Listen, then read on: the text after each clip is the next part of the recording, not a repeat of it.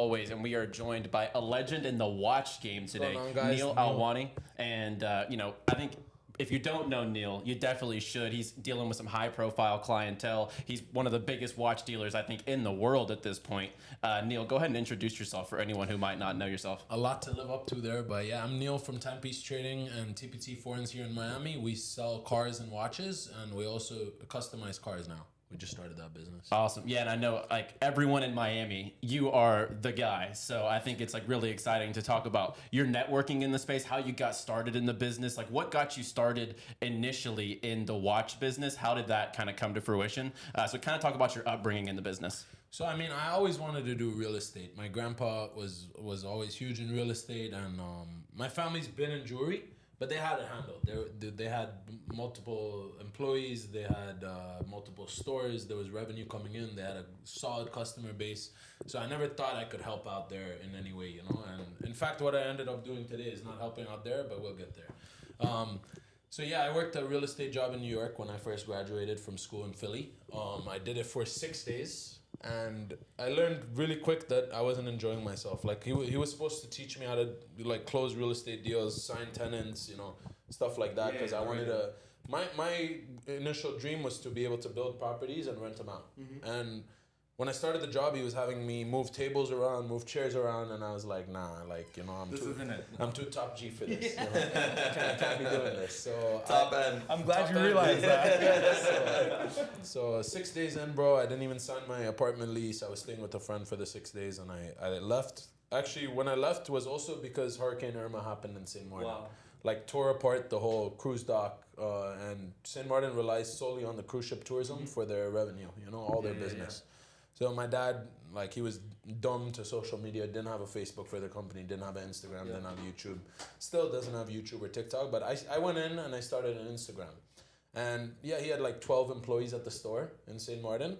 And after the hurricane, they were standing there. We were paying them their, you know, whatever their payroll was for no reason. They were standing there. There were no customers coming in.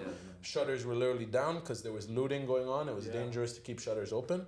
Wow. And I was like, okay, let me do something here. You know, let me make Dad proud for the first time. He spent all this money on me going to college, whatever. You know, college really didn't help. By the way, guys, like I think college is. What'd you major in, bro? Entrepreneurship. Okay. And I am an entrepreneur now. I have several companies, but I don't think college had.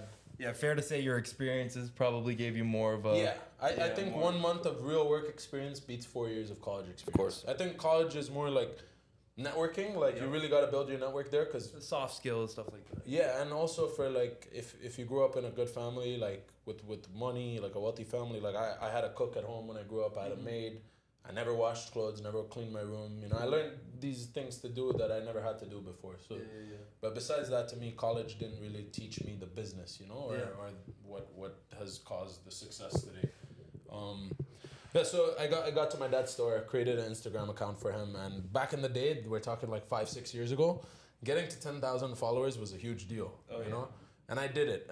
I would go on like competitor watch pages that were they weren't even competitors at the time because I had no watches. I had one watch in stock. You know, I would flip What year one is watch. this?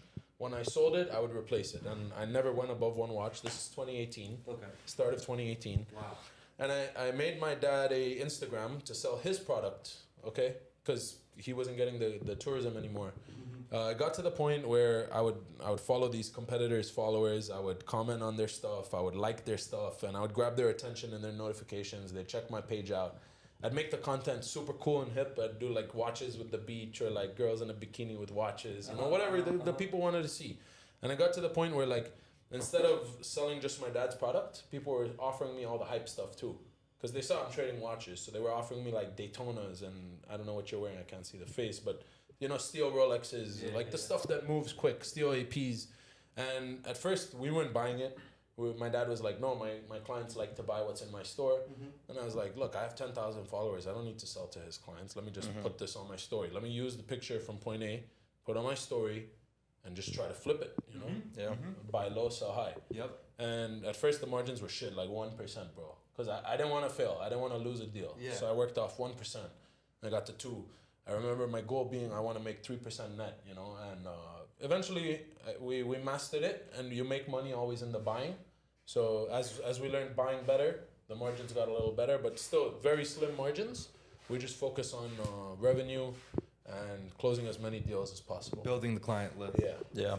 That's very good, man. And one of the things that I noticed when I came in here is just there's a different vibe. You know, I think everyone notices and mentions that when I come into Timepiece Trading, when I meet Neel, there's this hospitable, loving, kind, respectful vibe. You know, that I think a lot of people don't really feel that, especially in the timepiece world, in the luxury, you know, dealership and, you know, flipping luxury goods world. It doesn't really feel like that. Usually you're kind of just like, hey, you know, you like something, you don't want to buy it, get out of my store, right? Yeah, With yeah. you, very different. So I'd love to hear about that. I'll tell you why, bro. It's honestly, it's because like my dad still today is way more well off than I am. Everything we have here in Miami, me and my brothers and Sean have built from ground up, and the fact that I didn't have to, like my dad literally told me from the rip, he's like, I'll pay you a salary here, and when I pass away, everything I've made is yours, and it's much more than I've made, you know. Yeah.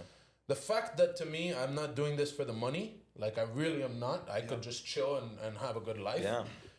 I think it definitely helps because like I love watches, bro. When you come in and you ask me questions, I'm not like pulling my hair out because like this is what I fucking eat, sleep, and breathe, bro. Yeah. I love watches. I love cars, and my goal is to like sell it to you at a price where you can never be told by anyone like, yo, I would have sold it to you for cheaper. I want to be the plug, and to me, it's not about the profit I make. It's about the relationship I make.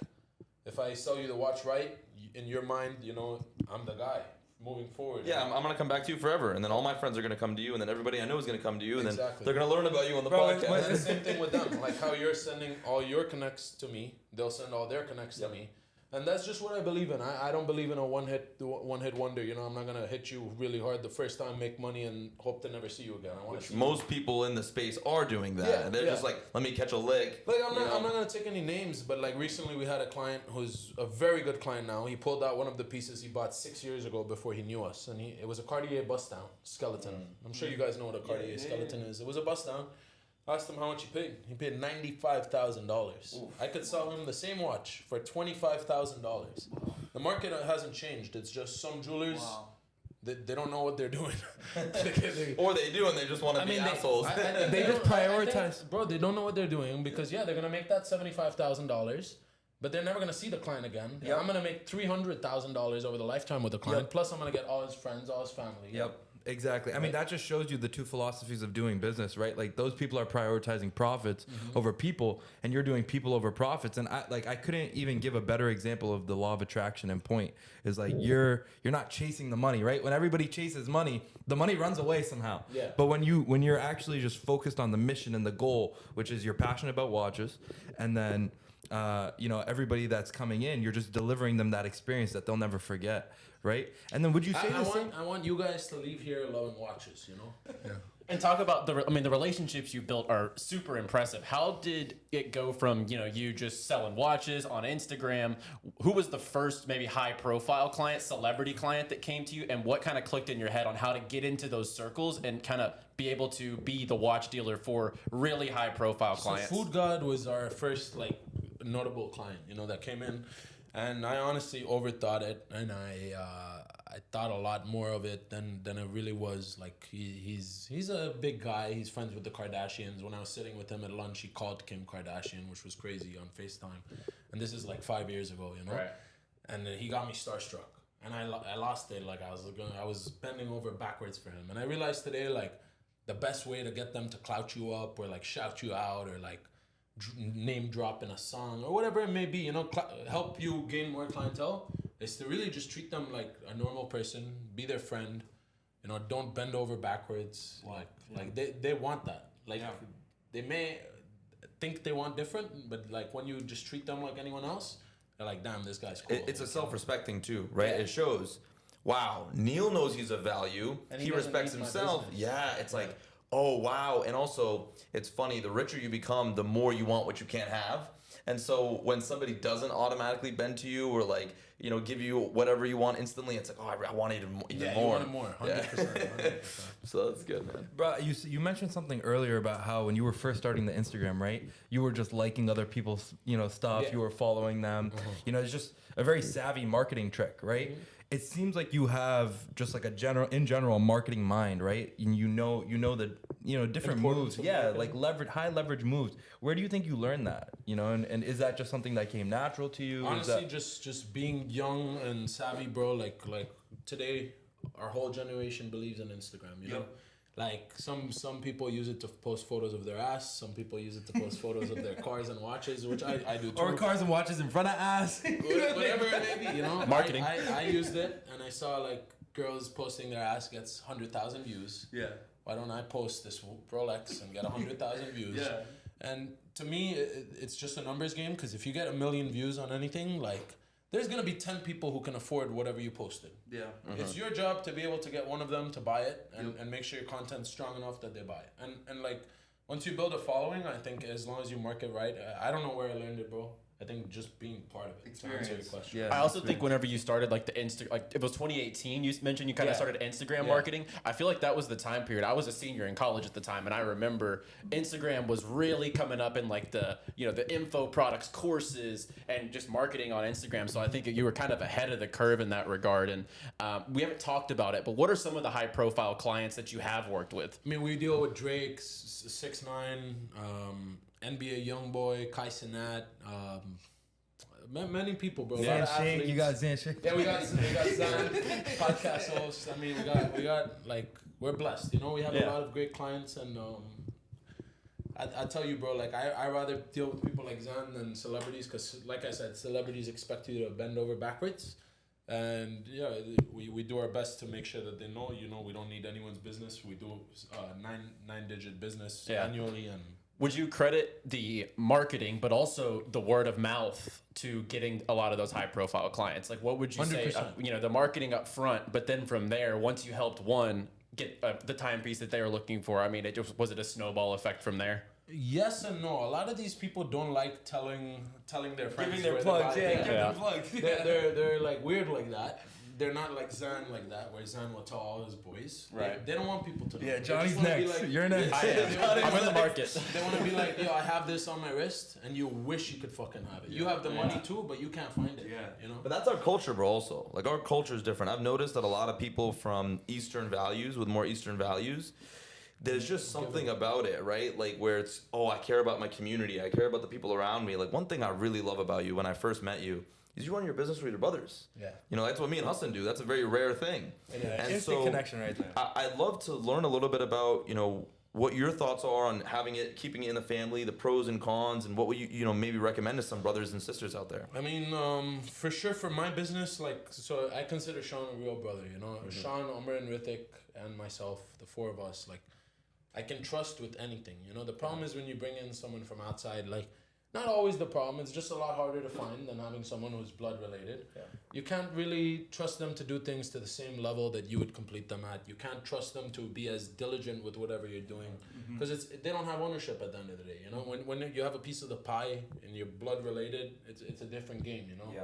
You can really fully trust whoever's part of it, because they're as much a part of it as you are. Yeah. Right. Like for example, Hassan has access to everything, right? I have access to everything of his. Like there's literally. Bro, we split everything like 50-50 this Yeah, Like I have 8 cars. My brothers have 1 each. But whenever they are asked, I tell them, say they're 10 cars of ours. Yes, we share everything. The house, whatever. Whoever has the title in their name doesn't matter. It's our house. I mean, bro, you can literally feel it the second you walk through the door as well, because we came in here and we sat down. You were eating. You grab a bite, and everybody in here, it felt like a family right off the bat. Yeah. There's. So I mean, both guys that normally sit in this room, Yash and Phil, they actually went to Drexel with me.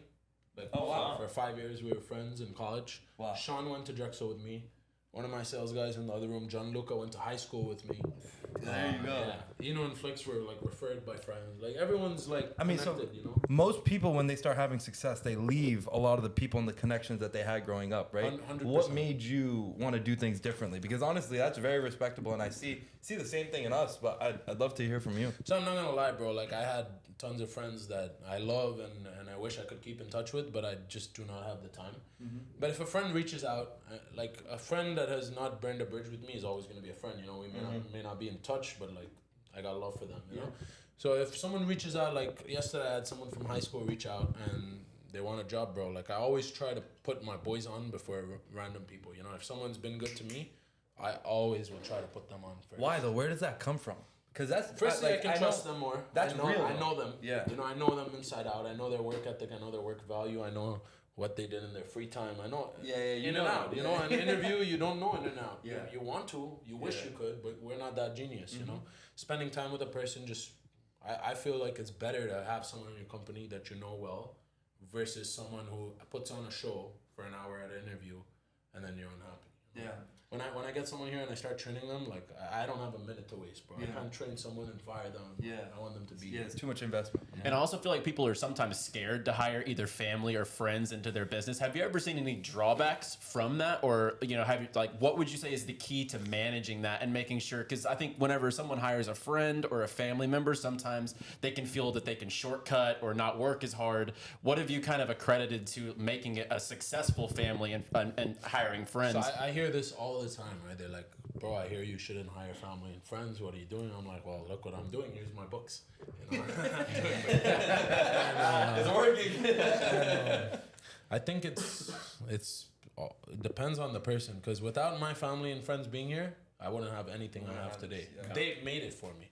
So contrary to what most people say, I think if you do it right and you don't hire your friends who are drug addicts or like gambling addicts or, you know, have bad habits and do bad things and waste their time, you're gonna be good. You know, if you have friends that love you and care for you, they're only gonna want to see the business grow. Yep. And if you love them and care for them back, you let them grow with the business, which is what we do here. You know, you make more money for us, you get paid more commission. And you know, you're obviously being humble, and obviously, of course, you know, all respect is due and the value is due to your team, and obviously, you know, especially when it comes to business and raising it up, eventually, you don't need to do as much of the day to day. You have a team, but I will also say, just from observing you, you know, you're a phenomenal leader, Neel. Like I've watched it, the way that you deal with people, the way that you're thinking, even some of the calls. Not that I'm, you know, listening in, but I can hear as I'm walking in and out. You really genuinely care about these people and the people like this team. It's not really just a company to you. It's like your soldiers. It's your army. You know, like these are the people that you're gonna live and die with. 100%. So they feel that. You know, they really feel that, and that's why I know when I speak to these guys, there's like I can feel the loyalty. Yeah. It's like, yo, like. You wanna mess with Neel? All right, yo, like let's grab the strap. Like we're gonna go to war. And it's not even just your employees; it's your clients. Yeah. I mean, I see everyone in Miami. They do business with you and they come back, and I think that's a credit to the business that you do. It's just the way he's running it. Like you said it perfectly at the very beginning. It's like just not about the raw profit of the deal. It's about the experience. It's about the person. It's about the connection. Guess what, bro? We're probably making like the most profit. Yeah, no, you are. You know, it adds up. Yeah. Yeah. No, it's like what Hassan and I always talk about is always sacrifice the short term for the long term 100%. Because that's when you get to those huge numbers. You're now a 9-figure business owner. That's like, you know, there's, you know, 0.00001% of companies out there that ever even touch that. So, you know, that going into that, I'm really curious, where do you see this business going? I know obviously you have Timepiece trading. Now you're also you have a auto body shop, right? Yeah. I just saw you recently did 6ix9ine's car, Lambo, right? So that's pretty crazy stuff. We need pictures of that on the screen somewhere. We'll throw it out. I'll edit it up here. Yeah. Hard, bruh. Fuck. No, 6ix9ine, where you at? But no, seriously, like, where do you see this? You know, your business going? Like, what's your plan? Are you looking to exit? Do you think you never will? Like, I got offered by a huge company who has acquired a lot of watch companies in the recent past. They said they were interested in buying the company. Yeah. I would not sell the company today because right now, for the last 2 years, we're at an average of $100 million in revenue a year. And to me, it's congrats, shit. Bro. I'm saying congrats. He's like, shit. I mean, I can... Wait, so tell me this. Like, when you started in 2018, did you think you were going to get here? No. Okay, so I used to look at people in Mercedes and be like, how the fuck are they in a Benz? Like, how do you spend $70,000 on a car? Even though you came from a decent background. Bro, my dad was the most humble guy ever. Like, he wears a Richard Mille. That's the one thing he'll enjoy. but he drives a Hyundai. He drives a $25,000 car with a $250,000 watch on. And I think the watch is only because he sells them. Yeah. He has to wear it. Yeah. But like really, they don't care. Like they're All right, happy. so let's get him in the car game. Man Bro, used to. I've been trying. Like I bought him a Maybach here, and his reaction was literally like, "Why did you do it?" I surprised him with a Maybach, and he was like, "Why would you?" Why Brown's money on this thing? I didn't ask you for this. Why wouldn't you go buy a property or buy some watches? Where are your sons? Where are your boys? When are you getting married? Yeah, exactly. Yeah. Brown parents are undefeated, bro. They're undefeated. Yeah, we try our hardest. So obviously, you're saying 9 figures is, for you and for where you're at and the levels of connections you have, you could do a lot better. So when are you gonna hit the $1 billion mark? Yeah, my goal is to get to the 10-figure mark, and I would like to do that annually in revenue, of course, not profit. I think by the time I'm 30 years old, I'll be there. And you're 26 I'm right now, very right? disappointed this year because last year we did 113 million. This year was slightly less that we reported. Yeah. And I'm pissed because it's been actually where we've reported 4 years. It was 13 million, then 39 million, then 113 million. So we literally tripled every year. Yeah. And this year we're down a little bit, maybe 10%. So I'm very disappointed, but the market's been bad. Yeah, that's the market. I'm about to say more of the market conditions than anything. And how would you? But bro, I've learned like with TPT, like market conditions have nothing to do with us. It's all straight marketing. Yeah. If we get 1 million views in a week, we'll do more business than the week that we get 100,000 views. Wow. Christmas doesn't matter. Valentine's doesn't matter. Right. Like yeah, there may be 2-3 extra sales on those days, but like it's literally straight hand in hand with how our marketing is going. Makes sense. Yeah. How would you view? Everyone in the watch game also can view them as an investment in a way, and they've been better performing investments in like the S&P 500 over the long term. Where's the watch market right now? And would you say that watches are a good investment? Yeah, is it a good time right now? I believe that it is a great time right now. If you look at the charts, the watches are back to basically like a 3-year all-time low. Yep. For the last low, 2.5 sell high. years, they've been higher than where they're at today. If you believe in the market, if you believe in the brand, if you believe in the piece, don't just buy it because it's an investment. Also buy it because you like it. That's what I always tell my clients. But you could buy it just as an investment, and if you know what you're doing, you'll do right. I believe that today Richard Mille is one of the strongest brands to put your money into. It did the best over this last drop, and just stay away from hype pieces that just came out. I would say, Yep. like the new Rolexes that were just dropped. They're gonna come out here, and then every month they're gonna drop because they just were released. Same as shoes, cars, clothes, newest stuff always sells at crazy premiums. It comes down.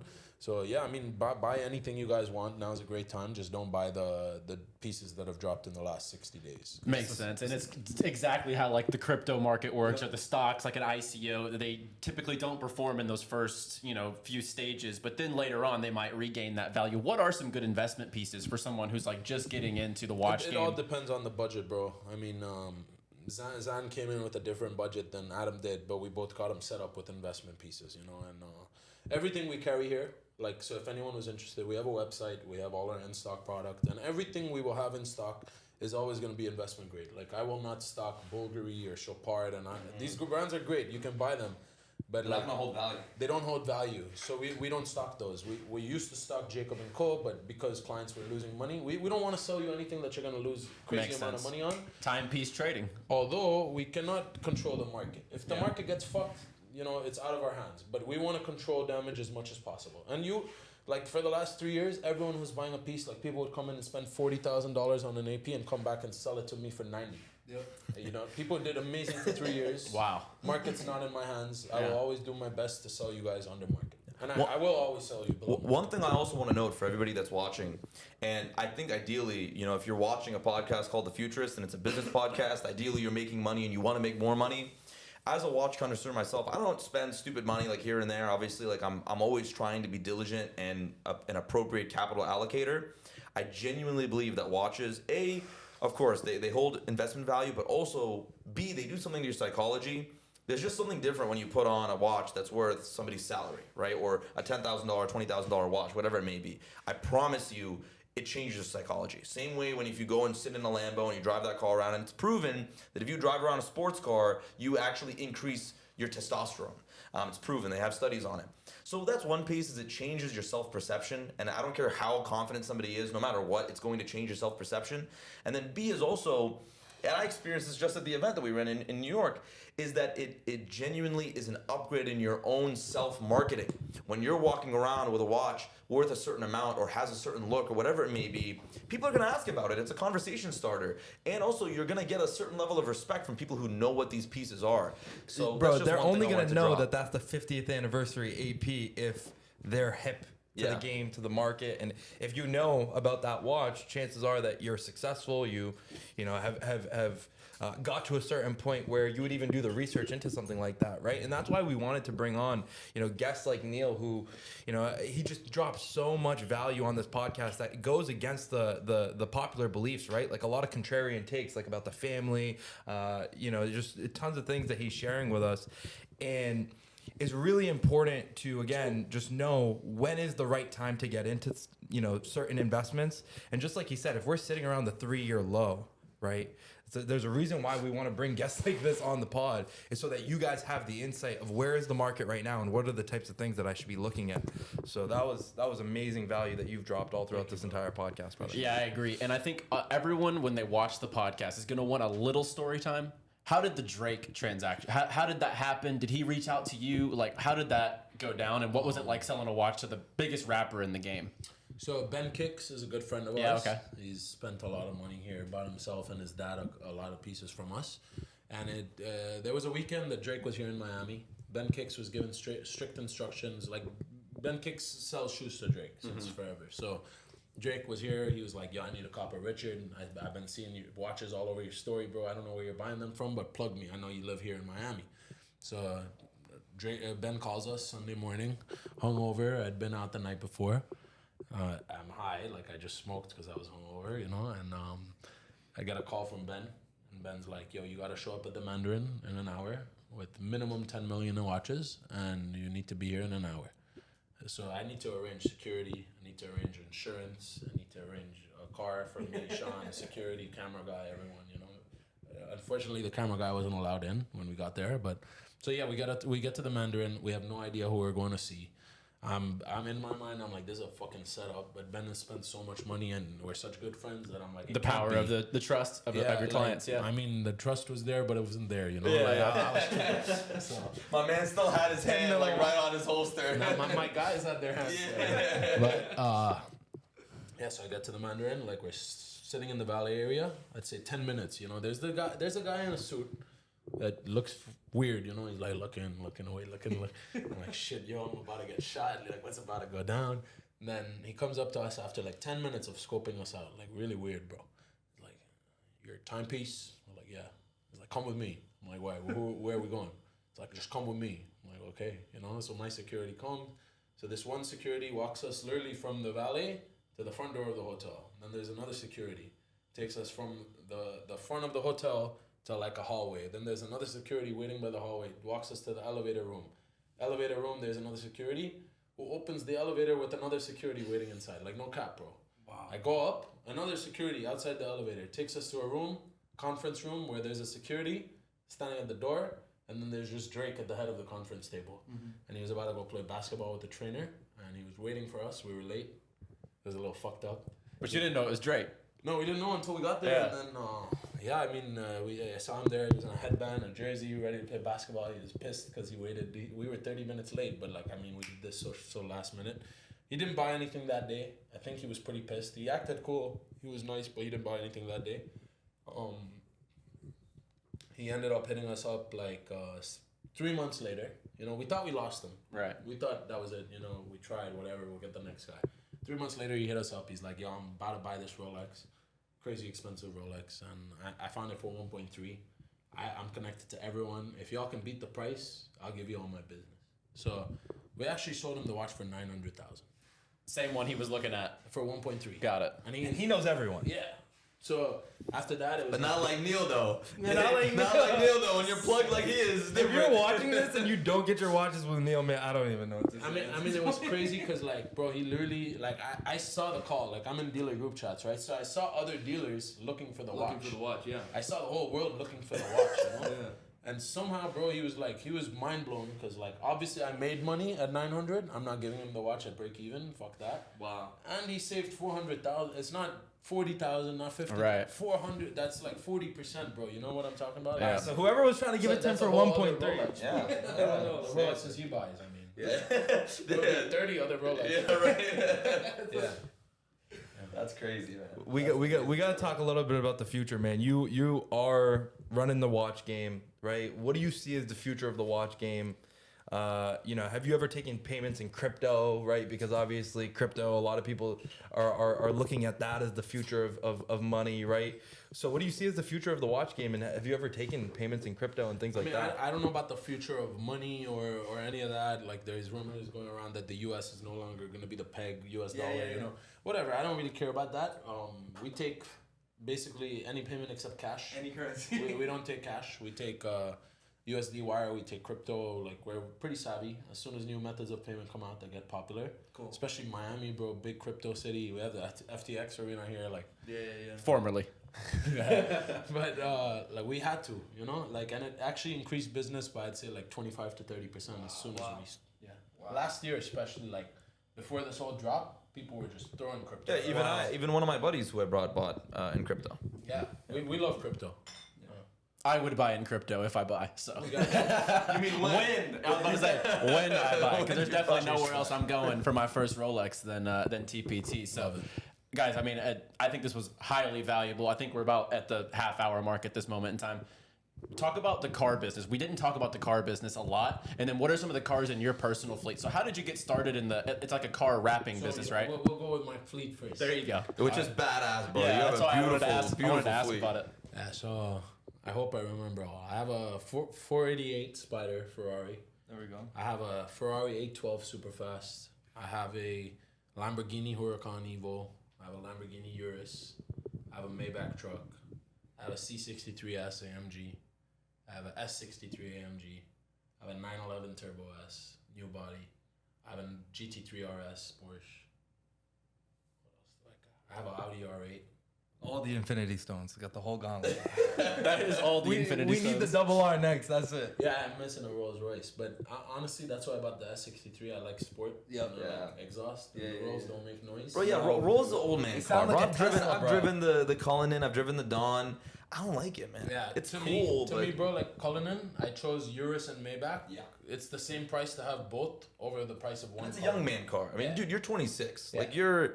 Honestly, we say alhamdulillah, bro. Honestly, like, may God give you more and may you be blessed. Because it's amazing, bro, to see somebody like at your age just absolutely just dominating an industry. It's insanity. Yeah, it's an old man car. You're young, man. Enjoy it. You gotta enjoy the speed. It sounds like a Tesla, bro. I don't, if I wanted a Tesla, if it sounded like Tesla, I'll just get a Tesla. I wanted a Bentley too, but same thing. I feel like they're not sporty enough. Yeah. You know, they're a little too soft for me. Yeah, I think you got a good mix of everything, especially at your age.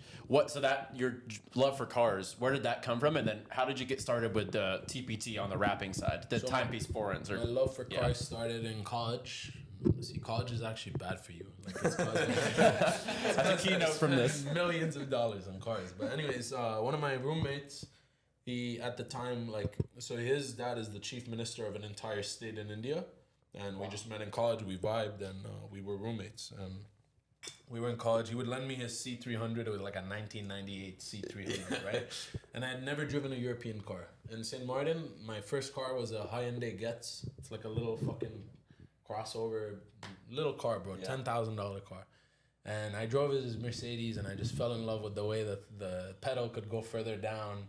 The RPMs could rev up higher. Yeah. I just loved how smooth the drive felt, and I just grew a passion from cars from then on.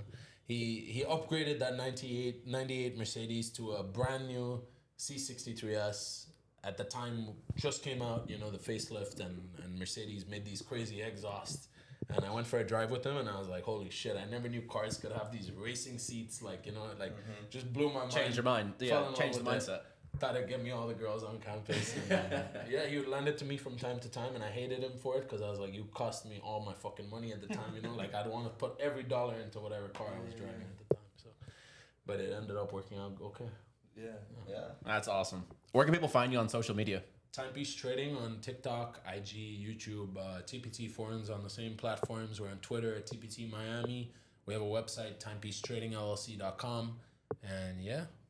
But tell me real quick, right, before we close out, what is the future of the watch game? I mean, do you see this as an industry that's going to be, I mean, you look at the historical data, it's been here for a while, right? But what do you see as the future of the watch game? Just so everybody who's watching. So I believe that it's going to continue the way it is now. I don't believe that it's going to be boutique only. I'd say 10 years ago, dealers like myself didn't exist. We're all pretty new to this game, the gray market watch game. It's been probably 8-9 years, I'd say, that people have been doing it. I started pretty early, being that I started 5 years ago. I think now there's too much money, too many people, too many millions, I'd say billions in the gray market for the watch market to ever go back to buying from ADs only. There's too many businesses like myself that are either bigger or smaller, and too much money buying out the watches from the AD for the AD to be the only source to be selling to the privates, you know, if you understand what I mean. So for all the hustlers, do you think there still is opportunity Hell to yeah. do similar things to what you're doing? Hell yeah. And most people would say, oh, I don't want you to join my industry, it's competition. Like, we welcome, like, it's not competition, we do a lot of wholesale. 50% of our business is wholesale. Yeah, come work with me on the If you start a wholesale. company- We might have to drop TPT University, bro. might have to give Pishman a run for his money on the watch trading If course. you guys start a watch company, don't go to him. Come to me. I will supply you all with great shit at wholesale prices, and I'm happy to do that. You make money, I make money. We all are happy, you know? Yeah, and I think it's awesome that this exists because when you walk into a Rolex store, you walk into the AP store, most of the time, like Zan said at the beginning, they'll laugh you off or they won't even sell you the watch for a certain time period. Like, what is your... They're rude. Yeah. No, straight up. I could have never gotten this from At the AP store. ever. They'll laugh at you, bro. Yeah, you could have $1 billion in your bank account, and they'll treat you like you have $10 because you asked them for a watch that you fucking want and you have the money for. It makes 0 sense. Yeah. You come in here, you ask me for a watch. You could be wearing t-shirt and shorts that are worth $10 from H&M, and I will show you a $500,000 watch if that's what you want to see. Yeah. You can't judge a book by its cover, and you can't laugh someone off to their face and shoo them off. Dude, I love that so much If about you. they've taken the time to come to your business, you treat them like a king, bro. Yeah. The Customers experience can- is day and night. You go, like, honestly, go to an AD and then come to TPT. It's like a family here, and then over there, it's like very strict. It feels like Yeah, it's like, get the fuck rigid. out. You know what I mean? I mean, if I can't sell to you at MSRP, I have to do something to incentivize you to come to me over them, right? Yeah. I will always sell to you, like I said, I'll repeat it. Below market, I'll sell to you and hope for you to be able to send me all your friends and family at the best prices, you know, in the world. Yeah. Always. And if you're selling something, we pay you the top dollar too. Yeah, bro. Both ways. And that's why everybody in Miami knows about you. Is there any plans to expand, bro? Yeah, we are going to open in another city. It's going to be within the next 24 months. No hints. No hints. Yeah, no hints. no hints at this Yeah. point. For sure within 24 months. I'm hoping sooner. No, this was awesome. Neil, thank you so much Thank for coming you, bro. on. Man, this Thank was you, guys. highly Pleasure valuable, to I meet think, you for all. business, networking, and just, you know, in general. So, Yeah, like, if they don't buy watches, they're canceled. oh, Yeah, dude, it's too late.